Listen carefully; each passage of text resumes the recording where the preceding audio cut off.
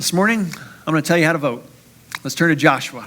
So it's a bold statement to make, and you're going to understand as we get into this. Now, I encourage you to have your Bibles open because we're going to be there's going to be some of the verses on the screens, but I'm going to be referencing beyond just the passage that we are in today. Okay? And if you need help finding it, Joshua chapter 5 and 6, where we're going to be this morning, it's page 192 and 193 in the Pew Bibles. And it's a different translation than the one I'm using, but you'll be able to follow along just fine. Now, I want to give you a little bit of context here. God has taken the children of Israel out of Egypt, and he has brought them through 40 years of wandering in the desert. They have just crossed over the Jordan River into the promised land, but there's an obstacle before them, the city of Jericho. Now, we hear, Joshua fought the Battle of Jericho, and we're going to find out a little bit more about what that battle is like.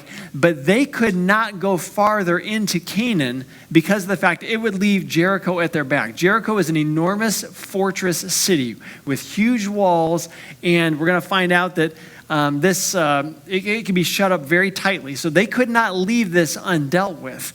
But how do you take out a city with these enormous walls when all you have are foot soldiers? They don't have chariots. They don't have catapults. They don't have battering rams. It's a bunch of foot soldiers with spears and swords and bows and arrows. How do you take down a city with these giant walls?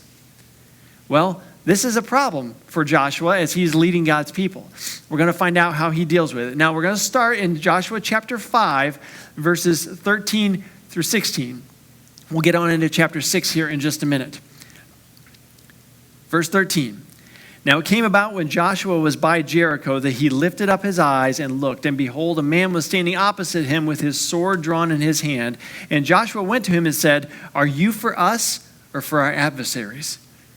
He answered, "No. Rather, I indeed come now as captain of the host of the Lord." And Joshua fell on his face to the earth and bowed down and said to him, "What has my Lord to say to his servant?" The captain of the Lord's host said to Joshua, "Remove your sandals from your feet, for the place where you are standing is holy." And Joshua did so. I so appreciate our worship team consistently picking songs that go along with the passage. As Walt said, you're going to hear a lot about holiness in these songs, okay? Being on holy ground and how we need to respond. Now, I want to go through, and God has given me a lot this week from this passage, and so I kind of want to walk you through a little bit of what God has shown me. And I think that it's going to become very clear why I started with the statement that I started with this morning, okay, about how to vote. Now, it came about when Joshua was by Jericho. He was by it. He wasn't just far away. He was near the obstacle. He approached the problem. Sometimes God has for us to go and approach the problem even though we don't know what we're going to do about the problem. Go and engage. So he went and he was near Jericho. And then when he saw this figure standing there with the sword in his hand, he doesn't recognize him as one of his soldiers, but he recognizes, okay, this is an armed individual. And then he asks a question: whose side are you on? Whose side are you on? Now, right now is an incredibly divided time in our country. Okay, Democrat, Republican, red, blue, liberal, conservative. You can kind of use whatever labels you want, but people are very divided. And both sides claim that God is on their side, right? Okay, it's like, you're on the side of the Republicans, you're on the side of the Democrats. Both candidates are claiming that. This is not a new thing. You go back to the Civil War, and when the issue was primarily about slavery, there was economic and other issues, states' rights and all that, but both sides, the Confederates and the Union, both said that God was on their side. And they turned to Scripture and had texts that they could say, see, this is why it says that God is on our side. Joshua says, whose side are you on? Are you for us or for our adversaries? And what does God say? Neither one.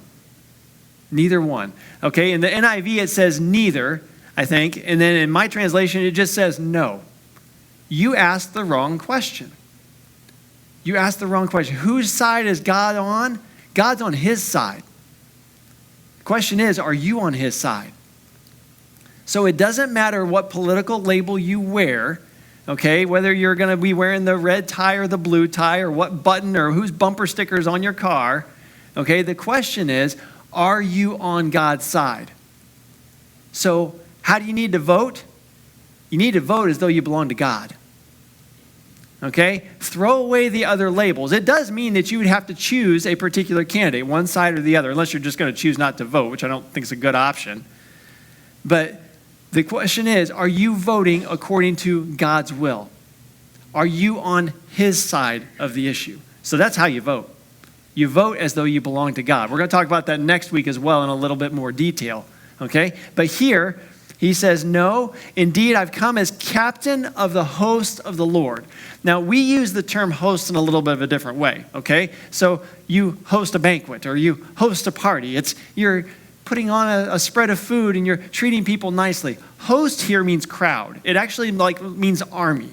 And so he is the captain of the Lord's army. And so God shows up and says, I've got an army. This is probably a pre-incarnate Son of God here is who this is most likely. It's a little unclear in the passage, but because of this holy ground and bowing down in reverence, this is probably Jesus showing up before he was actually born here on earth. Captain of the Lord's host. He's got the entire army of God behind him. And to help you remember, what does it take? How many angels, how many of God's army does it take to fight off a nation? These people came out of Egypt about 40 years earlier. God sent the angel of death, one angel, through Egypt and killed the firstborn in every household. There's another time when there's an army camped around Israel, or around Jerusalem, and an angel comes through and knocks out, I think it was 185,000 all in one shot. Okay? This is the commander of the army of the Lord. God's got all this power. I want to be on his side. I want to be on his side in this issue. Okay? And he says, and what was Joshua's reaction? Boom. Flat on his face, because he realizes this is a person who is worthy of honor and is worthy of reverence. And so when we are facing an obstacle, okay, and this might be a personal obstacle in your life, you might think of it as the whole, any sort of obstacle that is standing against God. I'm going to use the abortion industry for an example, okay? It seems unstoppable. Roe v. Wade got turned over, but now it's like all the states are popping up with these rules and trying to promote abortion. Okay, we know that the murder of unborn babies is against God's will, but it seems like we're powerless to stop it. You know what? Approach the issue, pay attention, and when God shows up, show the proper reverence. And then what does Joshua do? Not just reverence, but there is a receptivity. He says, what message do you have for me, God? I want you to speak to me. Now, we're going to look in a little bit here at the strategy that they used to take down Jericho, but the strategy can change from time to time. The issue was the strategy was given him by God. The strategy was given, so he says, God, what do you want to say to me in this? So I want to pause for a second and think about obstacles. I talked about this, political, cultural obstacle of, abortion, and how it's been enshrined in law in different states and such like this. We know God can overturn it. Slavery was in place for a long time, but God overturned it. People of God were slaves in Egypt for 400 years, and God set them free. Okay, the big things he can set you free from, but he can also do it for the personal things that are in your life too. Are you battling an addiction? Okay, you got some sort of bondage in your life, a bad habit that you just can't break. God can set you free. God can take that obstacle and destroy it. Is there a unreconciled relationship? You have a child who is straying from the Lord and straying from the family. God can overcome that obstacle. We approach the obstacle, pay attention. When God shows up, God, what message do you have for me? I am humble before you to receive whatever you have to say. And sometimes God will require of you something more. Okay? Joshua, he's bowed down flat on his face. And then God says, because of the holiness of my presence here, okay, this is a holy place. God is saying, you need to do something more to reverence me. Take off your sandals. This is holy ground. So we might have in our minds, this is how I reverence God, by giving this, surrendering this, doing something. And God says, thank you, and I want you to do more. Sometimes God will demand more from us than what we thought. And he's saying, out of love, out of reverence, out of honor, for me as your holy God, I want you to do this as well. So I don't know what it would be for you, and it might be different from time to time, but sometimes God will say, I need more from you. I need more for you to give me proper reverence. Joshua does so. Now, this is also something that we need to understand, that the strategy that God gives here for how to take out Jericho is incredibly important. Now, the strategy might look different for us individually, and it might look different for you now than it's going to look for you the next time that God has an obstacle for you to face. God gives the strategy, and he does it for a very specific reason. Okay? Let's look now at the strategy that God gives. We're going to start in chapter 6, verse 1. Now, Jericho was tightly shut because of the sons of Israel. No one went out, and no one came in.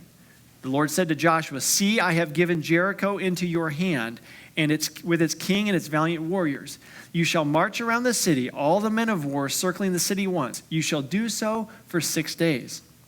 Also, 7 priests shall carry 7 trumpets of ram's horns before the ark. Then on the 7th day you shall march around the city 7 times, and the priests shall blow the trumpets. It shall be that when they make a long blast with a ram's horn, and when you hear the sound of the trumpet, all the people shall shout with a great shout, and the wall of the city will fall down flat, and the people will go up, every man straight ahead." It's an odd strategy, isn't it? Okay, march around the city. Okay, march around the city again, march around the city again. And then he says, 6 days, 7th day, you go around 7 times. But I want you to picture what was just described here. Okay, Israel is a nation of well over 1 million people. The fighting force was hundreds of thousands of men. And so they are to march around, and they're to do so silently. So you're going to hear the tramping of the feet, but there's this whole thing about the trumpets in the middle. Now, if you imagine that you're on top of a tall building, let's say that you're like maybe the tower down at Mill Race Park, okay, and you see people parading by. It's going to give you a perspective, not just on the people in front of you, but you can kind of see the whole stretch of it, right? So you're going to see this mass of people marching around the city, but there's something that's different in one spot. It's not just a bunch of soldiers. What did God say to bring with them? It says the ark. Bring the ark of the covenant. Okay? Now, I want to, as Joshua explains these instructions a little bit more, I want to read to you. There's going to be some of these verses, but maybe not all of them up on the screens, okay? I'm going to jump down now to verse 8 and start into it. And I've got a portion of verse 8 and verse 9 up there, okay? And it was so that when Joshua had spoken to the people, the 7 priests carrying the 7 trumpets of ram's horns before the Lord went forward and blew the trumpets, and the ark of the covenant of the Lord followed them. The armed men went before the priests who blew the trumpets, and the rear guard came after the ark while they continued to blow the trumpets. So you've got, I'm just going to say, let's say 150,000 people marching. And then you've got another 150,000 people, and in the middle, you've got these guys carrying this box, which would have been covered. You wouldn't see the gold, okay? It was covered over with some fabric, okay? And the only sound you see or you hear, other than marching, is 7 guys blowing trumpets. Your thoughts are automatically going to go to where that sound is. There's something special about this thing in the middle, right? What was the Ark of the Covenant? It was God's throne. It was the place that he said that he would dwell, his presence there. God was in the middle of his army, and he's calling attention to himself. Around the city one day, go back to the camp. Next time, come back. And the people on the wall of Jericho are looking. Of course, they're terrified, okay? But all they're seeing, there's these people, and there's this box in the middle.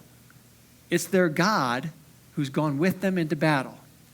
And then when all the people march around 7 times on that last day, the priests blow a long blast on their trumpets, everybody shouts, and the walls come tumbling down, and then everybody can go into the city and take the city. Who's going to get the credit for that? God. It's not Israel. They did the same thing on day 7 that they did the other days. They did it more times. They didn't batter the wall. They didn't try and climb the wall. They didn't try and undermine the wall. All they did was follow God's instruction and God did it. So God gets the glory.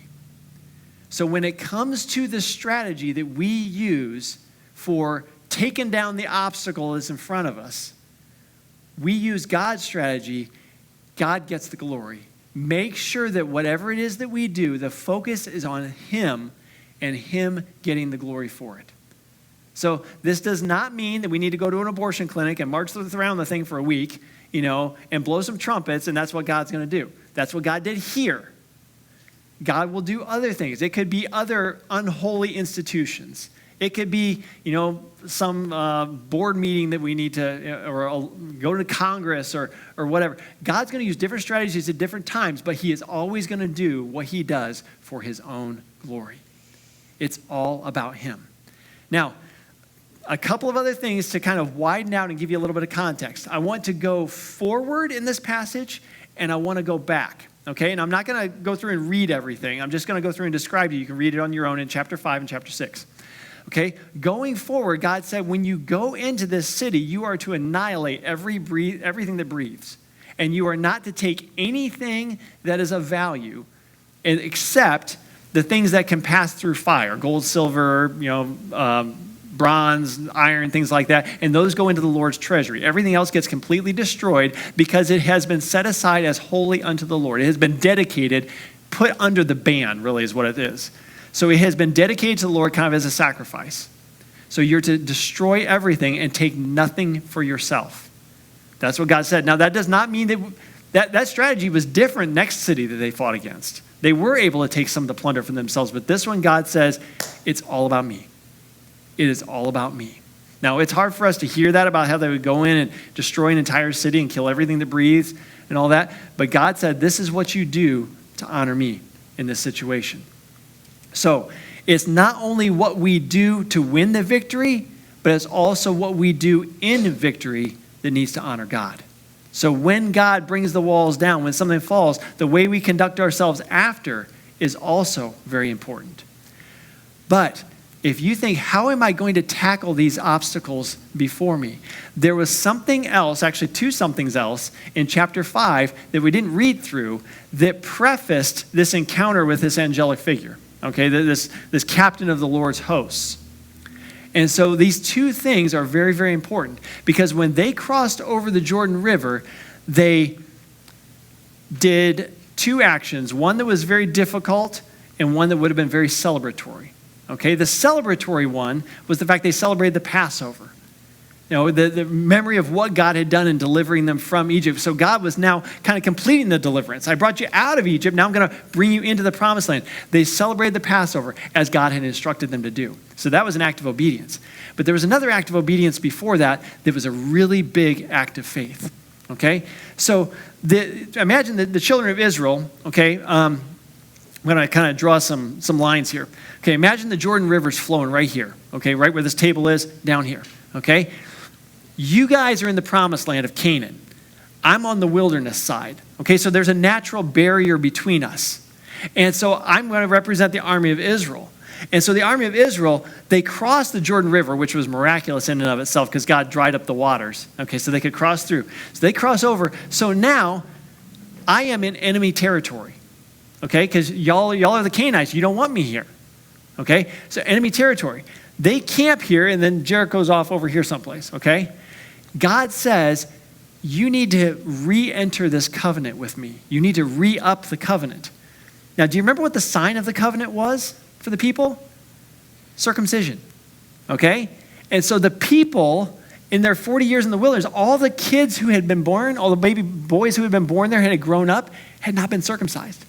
Okay, so they come over to this side. Now they're in enemy territory, and God says, you need to get back to obedience to me in this. And so all the guys got circumcised on the same day. Okay, I'm in enemy territory, and you want me to put all of my guys out of commission, all of the fighting men out of commission. And they did it. Out of obedience to the Lord, they put themselves in that very vulnerable position because they would be a little while until they could actually fight again, because they were still healing up.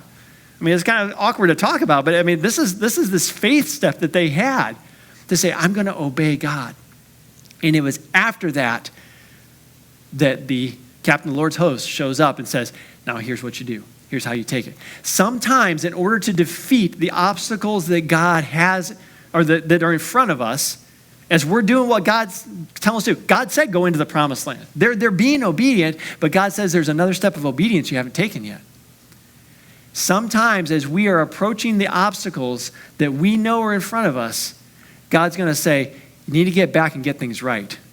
You're not doing things, you haven't done what you need to do in order to make you a blessable people. And so, as we think of the obstacles that are before us, culturally, in our neighborhood, in your family, in your life personally, walk through this process here, okay? God, I'm going to obey what you've already told me to do. I'm going to be attentive to the additional instructions that you give me. And then when you give the victory, I'm going to do it in your way. I'm going to gain the victory your way, and I'm going to walk out that victory your way. So early chapter 5 and 6, and then the later in chapter 6, okay? Obey, be attentive, respond in obedience, and keep it all about his glory. So as you're looking at these obstacles before you, this is what you can do. And some of you, this is going to apply very much personally. It's just your own personal life, the struggles that you have. Some it's going to be family. Some it might be, more culturally as we're trying to, win our country back to the Lord, which includes our voting as well. Okay, I started out with that voting thing, but it goes way, way beyond this. And the whole thing is, whose side are you on? God, are you on my side or are you on their side? And God's like, no, I'm on my side and I'm inviting you to be on my side. And that permeates every area of our lives. I'm going to invite our worship team to come up and to lead us in our closing song, and then we're going to go into taking communion together as well. As we do, I want you to be thinking of the obstacles that are before you and what it is that God may be calling you to engage with. Here's the Jericho that I'm facing. Make sure that we are obedient, attentive, and keeping it all about his glory. Come, Holy Spirit.